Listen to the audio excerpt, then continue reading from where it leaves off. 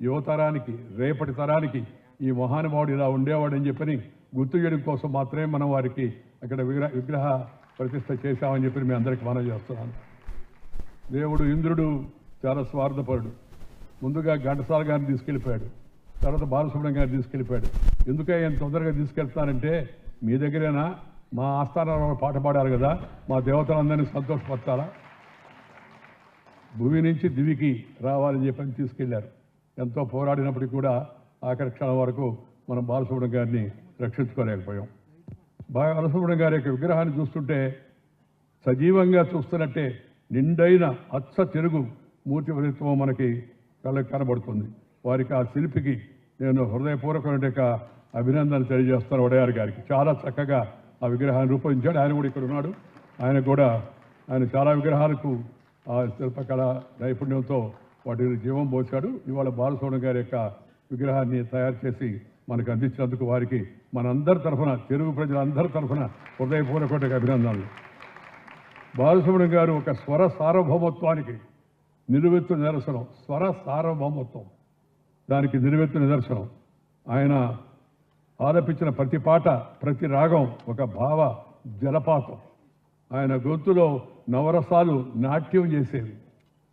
శంకర నాద శరీర పర అని ఆయన ఆలపిస్తే ఆ శృతి శుద్ధి, ఆ గొంతులో పలికిన సాహిత్య పరిపూర్ణతను తన్మయం చెందారు.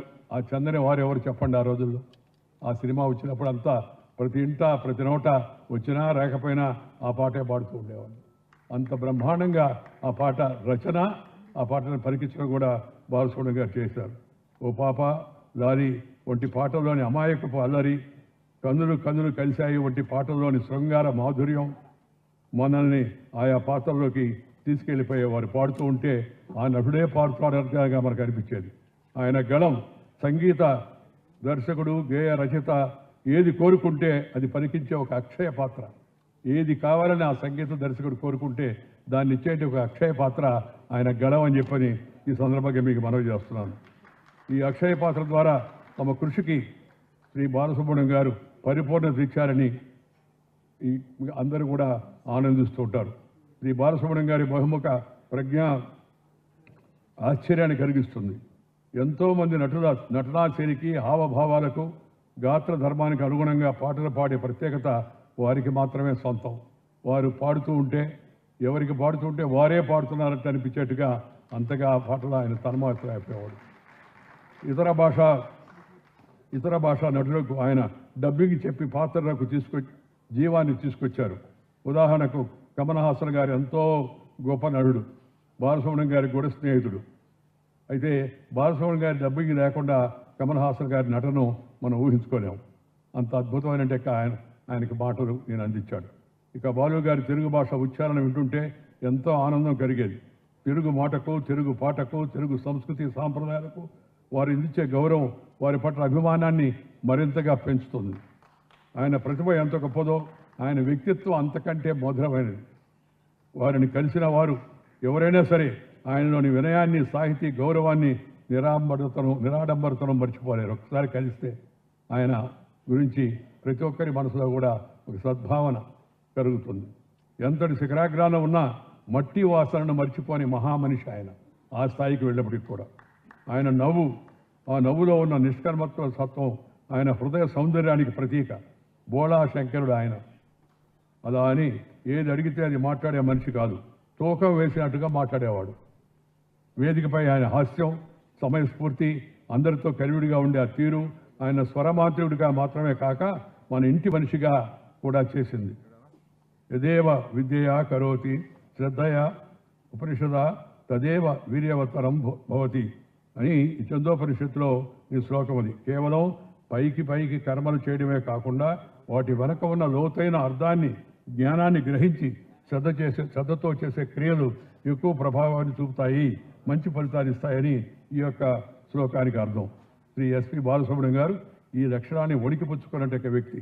ఆయన ఏ పని చేసినా, అంటే నేపథ్య గానం కావచ్చు, గాత్రదానం కావచ్చు, నటన కావచ్చు, పాడుతా తీయగా వంటి అద్భుత కార్యక్రమాలకు సమన్వయకర్తగా కావచ్చు, ఆయన తన 100% ఇచ్చారు.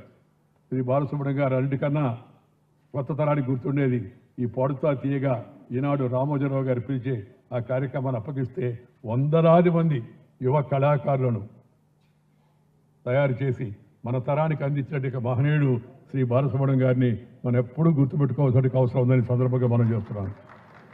వారు నాకెంతో ఆత్మీయులు, వయసులో నాకంటే కాస్త పెద్దవాళ్ళు. నేనంటే ఎంతో అభిమానం గౌరవం చూపేవారు. నాకు కూడా వారంటే ఎంతో అభిమానం.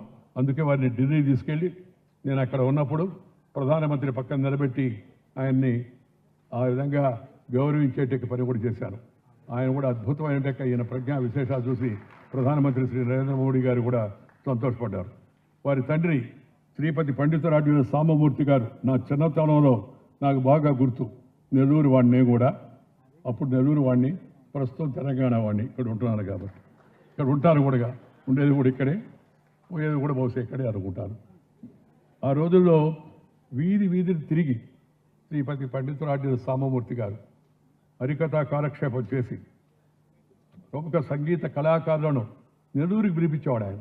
ఎలా అంటే ఈ తిరిగి తిరిగి ఆ హరికథ గానం చేసేటప్పుడు జనం ఇచ్చే బియ్యం వాటన్నిటిని సేకరించి ఆ తర్వాత దాన్ని ధనంగా మార్చి ఆ డబ్బుతో నెల్లూరులో ఈ సంగీత విద్వాంసులందరినీ పిలిచేవాడు.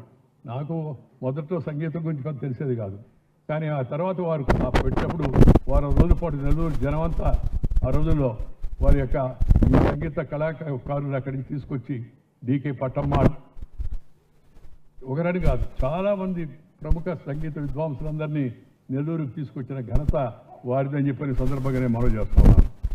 సాంబమూర్తి గారు భిక్షాటక పూర్వక త్యాగరాజ ఆరాధన ఉత్సవాలు చేస్తే బాలు గారు నెల్లూరులోని తమ ఇంటిని వేద పాఠశాలకు సమర్పించారు, సొంత ఇంటిని. బాలు గారిలో ఉన్న గొప్ప వ్యక్తిత్వ వికాస నిపుణుడు అన్నారు. పాడుతా తీయగా వంటి కార్యక్రమాల్లో చిన్నారులను ఆయన ప్రోత్సహించే తీరు, వారికి జీవిత సత్యాలను బోధించే తీరు, సరైన పద్ధతిలో వాళ్ళు పాట పాడే విధంగా వాళ్ళకి మంచిగా ఓర్పుతో నేర్పుతో కావాల్సిన మార్పుతో చేయాల్సిన చేర్పుతో అవసరమైన కూర్పుతో పిల్లలను అద్భుతంగా తయారు చేసి మనకు కొత్త తరాన్ని సంగీత విద్వాంసులుగా తయారు చేసే అవకాశం మనకు కనిపించాలని చెప్పని సందర్భంగా మనం చేస్తాను. పిల్లల్లో సంస్కార బీజాలు చాటేందుకు వారు ప్రయత్నం చేశారు. ఎందుకంటే ముందు తరాల ద్వారానే మన భాషా సంస్కృత పరిరక్షణ ఈ యువతరం ద్వారా మాత్రమే సాధ్యమవుతుంది. పిల్లలకు నేర్పించాల్సిన విద్యాబుద్ధులు అనే విషయాన్ని తల్లిదండ్రులు గ్రహించాలి. సంస్కారం నేర్పని విద్య పండితులు తయారు చేయగలదేమో కానీ బాధ్యతాయుతమైన పౌరులను తయారు చేయలేదు. అందుకని విద్యతో పాటు సంస్కారం తల్లిదండ్రులు నేర్పించాలా ఇంట్లో, అలాగే అధ్యాపకులు ఉపాధ్యాయులు కూడా నేర్పించాల్సిన అవసరం ఎంతో ఉంది. మన పురాణాలు మన పరిచయం చేయాలి. మన భారతం, మన రామాయణం, వీటికి రాజకీయంతో సంబంధం లేదు, మతంతో సంబంధం లేదు. అద్భుత గ్రంథాలు భగవద్గీత మన పిల్లలకు చిన్నప్పుడే అలవాటు చేయాల్సిన అవసరం ఎంతో ఉంది. మనం పాశ్చాత్య వ్యామోహంలో కుట్టుబట్టాడి ఆ బ్రిటిష్ వాళ్ళు పోతా పోతా మన దేశాన్ని దోచుకొని మన మనసులో కూడా దోచుకొని ఇంగ్లీష్లో మాడితేనే గొప్ప, తెలుగులో మాడితే చాలా తక్కువ అనే భావన కనిపించిపోయారు. ఆ మమ్మీ డాడీ కల్చర్. దయచేసి అందరూ ఈ మమ్మీ డాడీ బీడీ కేడీ జాడీ ఈ జబ్బును వదిలేసి అమ్మా అమ్మా అంటే ఆర్తనాలని చూస్తుంది. నేను ప్రతి మీటింగ్లో చెప్తున్నాను, కావాలని ఇంటికి వెళ్ళి సాయంత్రం ఒకసారి చూడండి, మమ్మీ అనండి మూతిలో నుంచి వస్తుంది, అమ్మా అనండి అంతరాల నుంచి వస్తుంది.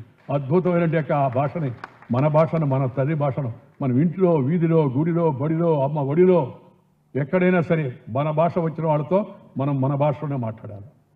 ఇది ప్రతి ఒక్కరికి కనీసం చేయవలసిన కర్తవ్యం అని చెప్పని మేము అందరూ కూడా మనం చేస్తున్నాను. బాలు గారు ఈ యొక్క టీవీ షోల్లో అప్పగించిన పనిని పూర్తి చేసి ఇంటికి వెళ్ళిపోవచ్చు, కానీ చిన్నారులకు 4 మంచి మాటలు చెప్పడాన్ని ఆయన ఒక బాధ్యతగా చూసుకునేవాళ్ళు. చాలా నాకు బాగా నచ్చేది.